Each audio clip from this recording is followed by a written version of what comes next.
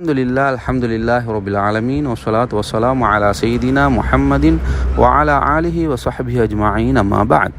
மேலான அன்பு சகோதரர்களே, இன்று நாங்கள் பார்க்கக்கூடிய தலைப்பு மர்மஸ்தானத்தை சுவைக்கலாமா, வாய்வழி உறவு கொள்ளலாமா? ஆபாச படங்களின் பரவலால் வாய்வழி உறவு பழக்கம் அதிகரித்துள்ளது. இன்று பொதுவாக பல தம்பதியர் இதை பின்பற்றுகின்றனர். எனவே வாய்வழி உறவு குறித்து இஸ்லாமிய கண்ணோட்டம் பற்றி முஸ்லிம்கள் அடிக்கடி கேட்கின்றனர்.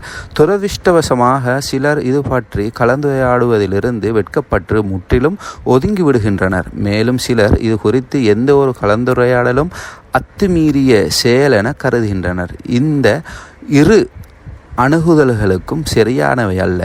தம் பாலியல் வாழ்வு இஸ்லாமிய போதனைகளுக்கு ஒத்திசைவாக இருப்பதை உறுதி செய்வதற்கு வாய்வழி உறவு குறித்து இஸ்லாமிய கண்ணோட்டம் பற்றி விரிவாக அலசுவது முக்கியம். வாய்வழி உறவு என்பது ஒருவர் மற்றவரின் பிறப்புறுப்பை கிளர்ச்சி ஊட்டுவதற்கு தன் வாயையோ நாவையோ பயன்படுத்துவதாகும். வாய்வழி உறவு எனும் சொல் விரிவான செயல் வகைகளை உள்ளடக்கி உள்ளது.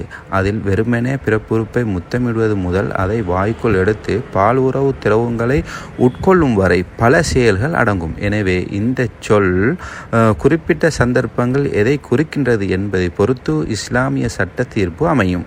இது சம்பந்தமாக பல தம்பதிகளுக்கிடையே பலத்த சந்தேகம் உள்ளது. மர்மஸ்தான உறுப்புக்கள் அசிங்கமான உறுப்புக்கள் என்பது பலரது எண்ணம். ஆனால் அவை அசிங்கமான உறுப்புக்கள் அல்ல. உடலில் இதர உறுப்புக்கள் போன்றுதான் மர்ம உறுப்பும். தல்க் இப்னு அலி ரலியல்லாஹு தஆலா அன்ஹு அறிவிக்கின்றார்கள், ஒரு மனிதர் தனது மர்ம உறுப்பை தொட்டால் அவர் உது செய்தது அவசியமா என்று நபி ஸல்லல்லாஹு அலைஹி வஸல்லம் அவர்கள் கேட்கப்பட்டது. அதுவும் உனது உறுப்பில் ஒன்றுதானே என நபி ஸல்லல்லாஹு அலைஹி வஸல்லம் அவர்கள் பதிலளித்தார்கள். திரும்பியில் வந்த ஹதீஸ்.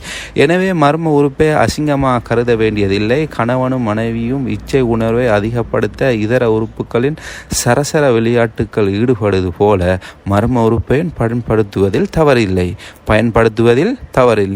அதே வேளையில் உடலில் ஈடுபடும் முன் இச்சையின் அறிகுறிக்கு காமநீர் வெளிப்படும்.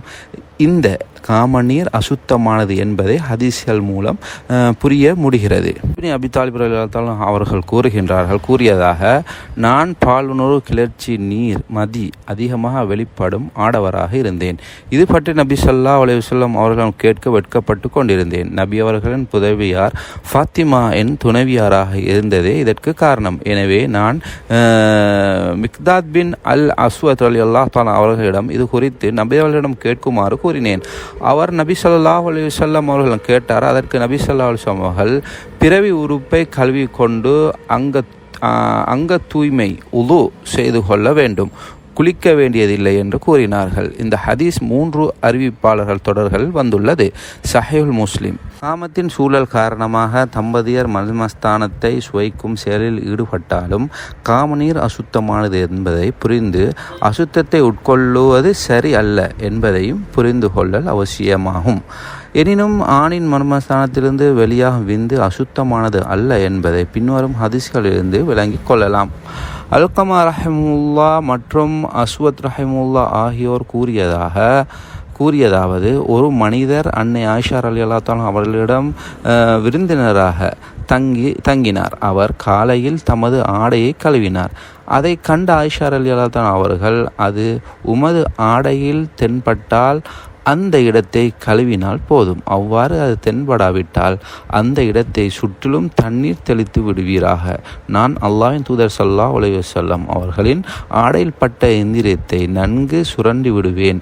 அந்த ஆடையை அணிந்து கொண்டு அல்லாஹ்வின் தூதர் ஸல்லல்லாஹு அலைஹி வஸல்லம் தொழுவார்கள் என்று கூறினார்கள். இந்த ஹதீஸ் 2 அறிவிப்பாளர் தொடர்கள் வந்துள்ளது. ஹதீஸ் சஹீஹுல் முஸ்லிம். அஸ்வத் ரஹிமுல்லா மற்றும் ஹம்மாம் பின் முனஃபிஹ் ரஹிமுல்லா ஆகியோர் கூறியதாக, இந்திரியம் பற்றி ஆயிஷா ரலியல்லாஹு அவர்கள் கூறுகையில், அதை நான் அல்லாஹ்வின் தூதர் ஸல்லல்லாஹு அலைஹி வஸல்லம் அவர்களின் ஆடையிலிருந்து சுரண்டி விடுவேன் என்று குறிப்பிட்டார்கள். சஹீஹுல் முஸ்லிம். இந்த பாடத்தை நாங்கள் நன்கு விளங்கி அதன்படி அமல் செய்வதற்கு எல்லாம் இறைவன் அருள் புரிவானாக. ஆமீன். அல்ஹம்துலில்லாஹி ரப்பில் ஆலமீன்.